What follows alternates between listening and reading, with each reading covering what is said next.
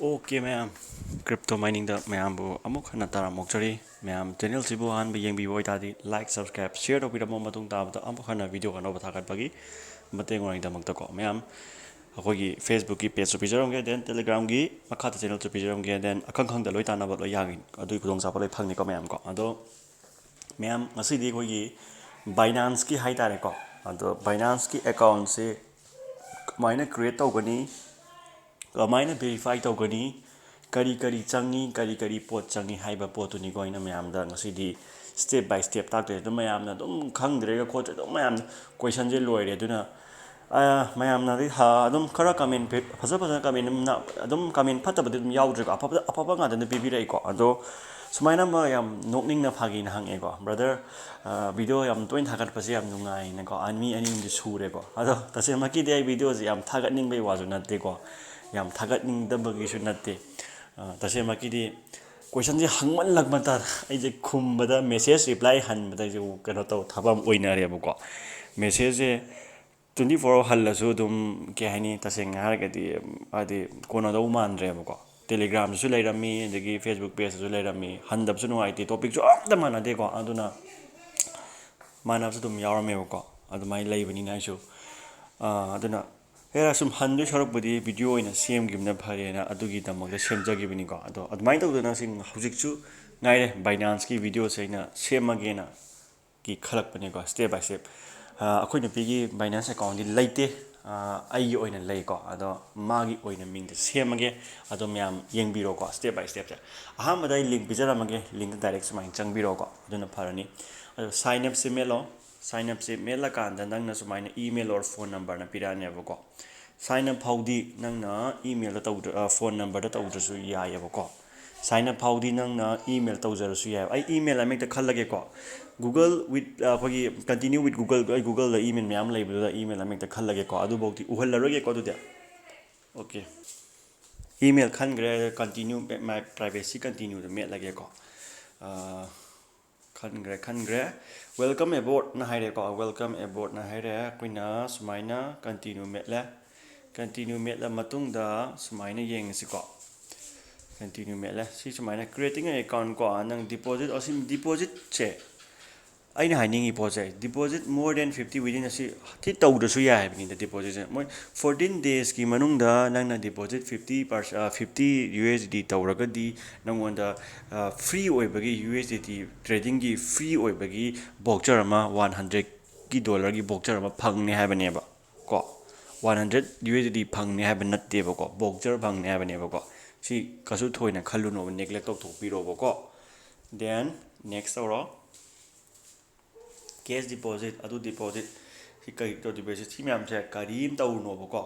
si loina kan thok piro ba si da yengo ba ko mi makok thang ba si da ko unverify oidro unverify ma pa si mention biro ba gyan tare ko myam adu ni ko myam na palli jo si kari taw hai ba no nam thangai do ko hojik si la ko hojik sumai la ko ja ko nan get verify nam mane ba gyan tare ko get verify taw ra si get verified the Binance account to jagana to continue with browser the togera haibane nang je Binance account the haidi Binance ki app leidana ko gi Play Store da ni phangi dana ko adu poto noina download tawjaba tare dudi ko hana link te sign up tawbiro ko bonus kharju phangna ba ko adu id continue with browser tawjage na tawbiro ba ko ada khallo diagi karamba passport na tawgera government issue ID tawgera apa ma tawro bana apa adu ID Aadhaar card na tawrage ba government issue ID se continue me lo ko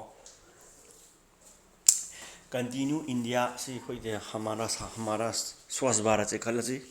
continue me khara ji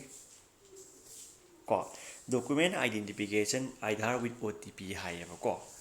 se aina sidane ba mayam kitang confusion na masatli je gyan tare ko confuse question ji da hangai je ngon da ko ek nungan baga kunsa ni phu le man ko handau su ya de khum da su ya de nungai de ko ai de khang da ni na takpi gi khot pi gi na wakan je khalli ni na adumai na channel chu hang dok pani na taw godom ni ai di ngami goi ta ke ha bane ba ko adu si yengo ba verify Aadhaar with OTP ha bane e digilog na mayam khanga mane ba hojik de ko e digilog nangi phone number ga Aadhaar ga loine link lai da bane ba any pan card nung pan ko sida nang document hanjana thajalu be ata thok ti ko document si masagi oina e-digilog ta loina combine taro yauja lerabane moina dum phagdo yengmudoinebako adi Aadhaar e-digilog ta tawlage continue melage Aadhaar number melo oi Aadhaar number khoi nupi Aadhaar melage ko ai Aadhaar namme ko khoi nupi Aadhaar namme ai continue melage Aadhaar da link tawriba phone number do adu to OTP message ama laane bhaujik che ko ko yengase ko ai hapsalage ko OTP am lae ko OTP lakre ai nupi phone da ko ai ma phone ti ai ni phone namja bani sida mai phone da OTP lakre ma ai ngonda OTP haire silere ko ko ne continue mel pi ani continue mel pi re ko adagi enter your PAN number sida question nam hangi PAN number mel oi ko PAN number si hai ba noina 18 years sudadi yada bane ba si India gi oina policy ma semgrabne Binance gi oina 18 years sudana sumba trading account kari kra pai ba si yaro ina moina hana thingjan hana thingam di hojik thingale ba Binance gi oina di adu tadi noi kari upai to batare adu oi taragadi noina tawdu upai si noi mother father natraga noi brother sister natraga noi neighbor or friend circle la hoiba ko OTP di maga link nang nadum samnabadi oi tare dana hayeng ko hayeng OTP te semdok pa yai ba ko nangi one time password si nang na hayeng si loi verify or kan nang Google authentication da nangi screenshot ta sem khubi kari ka semdok ki ba yai ba adu de step by step ta ke ba ko hauji khoi PAN men na ba tawrasi ko PAN men lak na link me lak okay ai PAN men ba loi gre ado khoina continue me la si ko yengotu sumai tawraga amka document na amka mail ona hairak pa yai ba ko adu haira gadi amka mention biro aduga you under review you will receive an email once it's completed estimate time 1 day 24 hours change haibaina ko adu waragadi sidi e-digilog ta tawbanina e-digilog ta tawbanina noina kashu thoidokna luna oiroiba adum 24 hour kashu changoiba ko 24 hour manung ta dum khudak ta pung amani da dum verify tawrakani si loire si thabak loire adu matung tabadi nangna nangi Binance account do Binance hapani ko Binance account nang sumana hapani eduga login changane ba ko login changane ba ko login changena login changan sumain thogla ne ba login ji sida noi hanadi aigi phande 0. kiting yawi na dollar kitang ming goina yawi na ko noi gi dadi karim yawroi ba ko ain haise noi gi dadi karim yawroi ko ada noi na mu yawni yawroi mi gi na yawi yawdi am toro kanu ado sumaina noi gi verify best tech gi verify ne haiba se sigi poche hairakani haiba gyan tare ko si sumaina verify ko hairakani haiba one day matung da myam gyan tarani ko adu makha taba fund deposit nung bojina tongan mam tawgrani gyan tare ko myam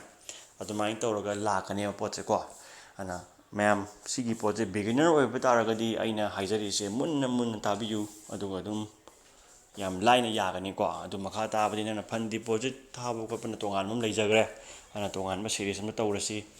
Binance account yai yadin tawna ba potuni ko myam aina haise fare video je am sang to kharni myam ano subscriber da di like share do wiramo and then channel je khoi ga duga ke haini telegram join do wiramo Facebook join to biba ka unu myam Facebook tani ayam ba khoi gi aina answer haliba myam se yam matam da ko aduda tang puning thogal poina channel je support to biba ina channel Facebook join to wiramo aduga mathang da di giveaway gi pot yam chawna bam tawrasi duna myam ge support na te ngam moi myam thank you ngosi lo sin ge and good night